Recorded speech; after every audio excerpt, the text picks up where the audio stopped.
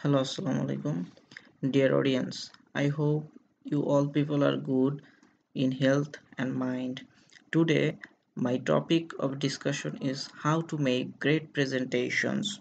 Usually, people make presentations, but to make a simple presentations great, there are some simple tools for you, and those tools are designed as for the beginners how they do good in their presentations. So I'm going to describe those simple guides for all of you. At first, these instructions are segmented into two parts. They are planning the presentation and delivering the speech. Under planning the presentation segment, three things to be kept in mind. One is write note cards on index cards, practice yourself and do the research. And under delivering the presentation segment, keep these things in mind. Smile at your audience, feel confident about your presentation, make eye contact, be sure to have inflection in your voice, control the audience attention, use hand motions, have a good conclusion, and walk back to your seat with a smile. These are the very simple suggestions. I am going to describe these key points, keynotes that will make a very simple presentations into a great one. So dear audience, from the first part, planning the presentation. In this segment, at first, write notes in the index card. It will help you to find out which topic is going to come after discussing your present topic. For that purpose, write the main ideas on the index card. Don't write in details, just the basic summary in 2 or 3 words for every sentence. Don't spend too much time looking at your card. Just take only a glance and hunt the information that you want. Do not go for a full page reading. Put in some fun facts, interactive questions to the audience, and other interactive activities on the cards to share with the class. And this planning will make your presentation in a vibrant conditions, and that will help you draw the attention of the audience. Then write the keywords or main ideas or whatever may be the topic, and it will help you if you are going to lost. For that purpose, if you need to see your index card, you are only going to scan the index card for information. Do not read every last word. And here, in most of the time, the act of putting information down on your index cards will help you remember the information. So while you might not strictly need the note cards, it's a nice security blanket to have if you happen to forget what you are going to say. Remember one thing, spend only at a glance. That's why audience don't feel that you are reading the index card. Next, practice, practice and practice. And for that purpose, in most presentations, it's pretty obvious who has practiced and who has not. Work on what you are going to say and how you are going to say.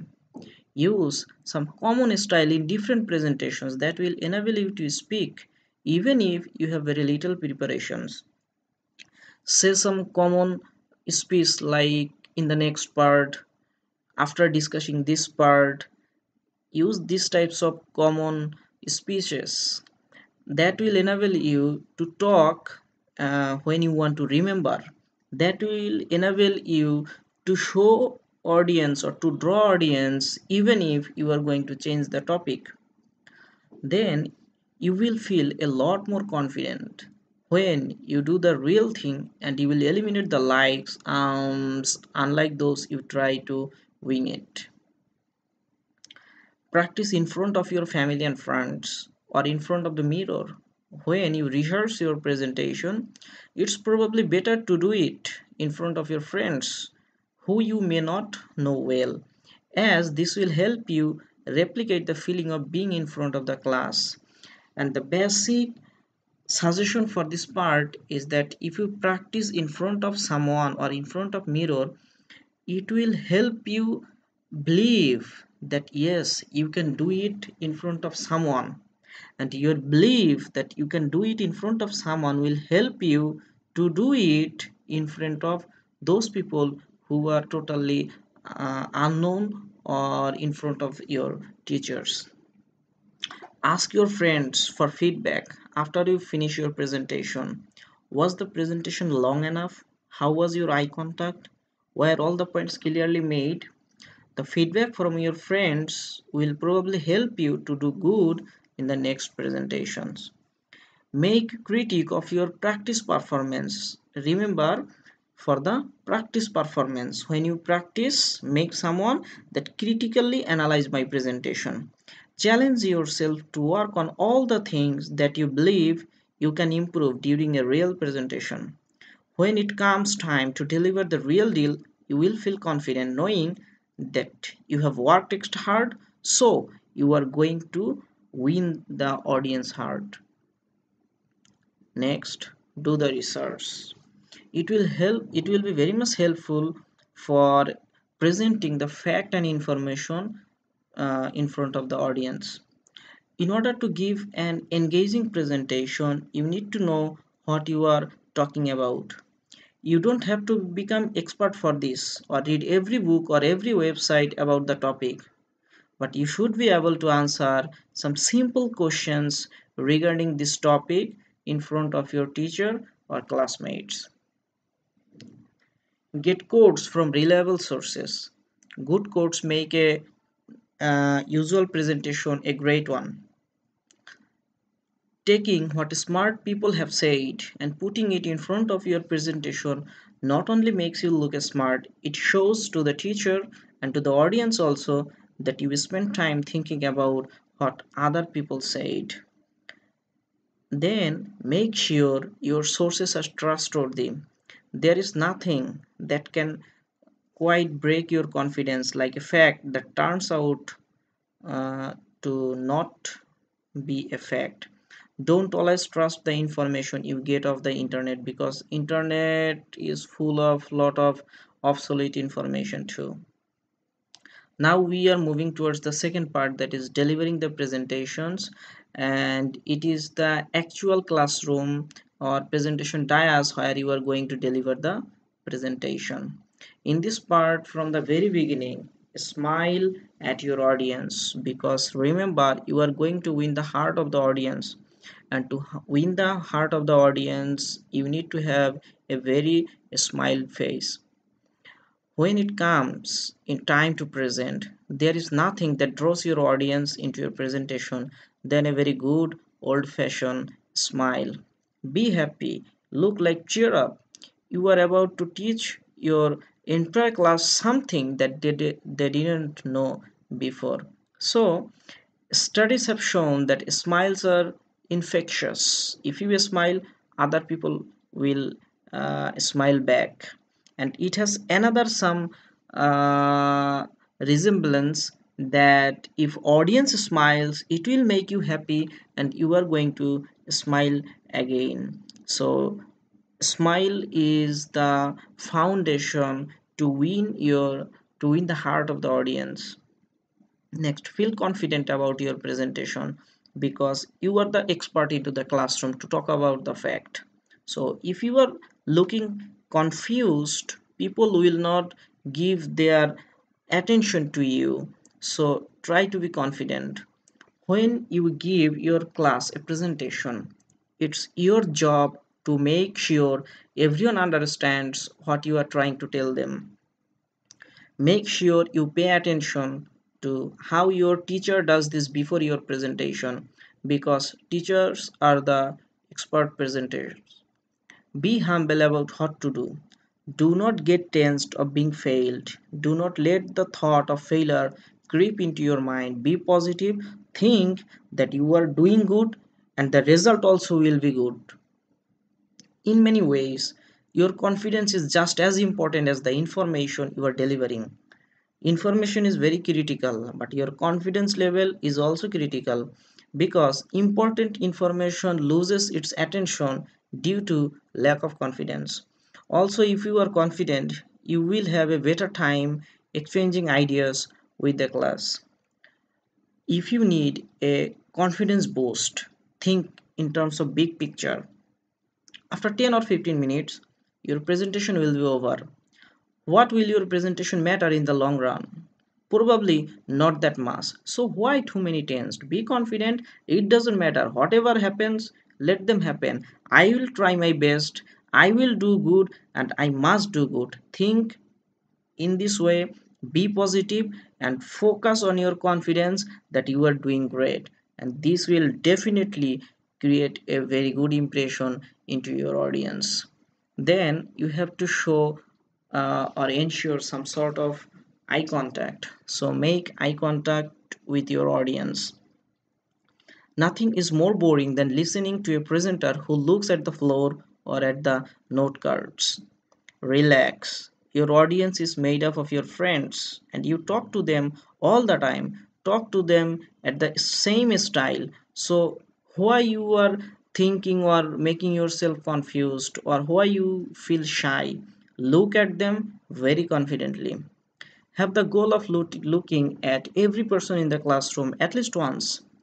In this way, everyone will feel like you have engaged with them. Plus, you will look like you know what you are talking about because if you look at here and there, they will find you that you are confused.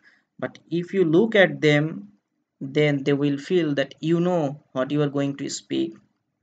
When you look at them, try to look in between two eyes because it will ensure that everyone will think that you are looking at them, but in fact you are not looking at them. So in this way you can establish eye contact. You can make them think that you are looking, but simultaneously you are not completely looking at them. A very critical thing is that do not show your backside to your audience. Whenever you are going to see the PowerPoint slides or going to see your note cards, make sure you are not showing your backsides or you are not fully stacked into the incident or you are not fully dependent on the slides or note. Ensure eye contacts. Then be sure to have inflection in your voice. Your voice is very much significant. Sometimes your voice will roar up, sometimes your voice will go down, and this upward and lower movement will give your audience about the importance of your topic that you are going to discuss. In that case, your goal is to engage your audience, not to put them sleep. Be animated about that your topic. Talk about it as if it was the most interesting thing in the world. Your classmate will thank you for this in the next time when you finish your presentations. Inflection is the kind of movement that radio DJs put into their voice. It's the ramp up pitch in your voice when you get excited. You don't want to sound like you have just seen a lion, but you also don't want to be sound like you have just seen a very normal or simple thing either. Rather, vary your mood, vary your voice. Sometimes it is up, sometimes it is low, and that will make your presentation much more interesting. In the next level, control the audience attention because audiences are your heart. Your presentation is valuable due to audience. So you must have to apply some sort of controlling the audience technique.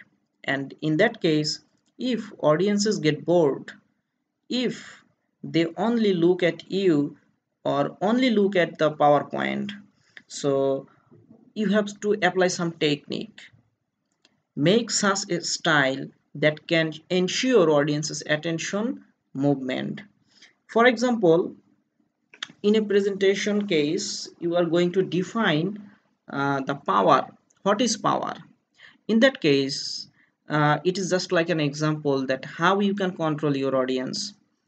At first, you can say or describe about different elements of power, then show the audience proof into the slide. So at first you are going to describe, then you are showing proof into the slide.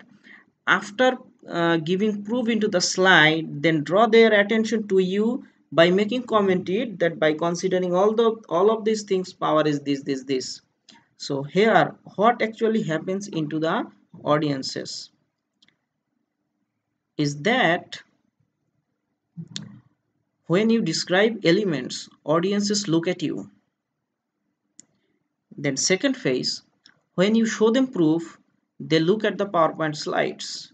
In the third phase, when you again come back to your topic and comment on the topic, they look at you. This is how you control your audience. Sometimes they are looking at you, sometimes you are making them look at the slide, and then you are drawing their attention again to you. This will help you guide your audience what they will do, and ultimately the result will be that audiences are not going to feel bored. In the next time, use hand motions. These hand motions will create an animation, and these animations will draw the audience's attention too.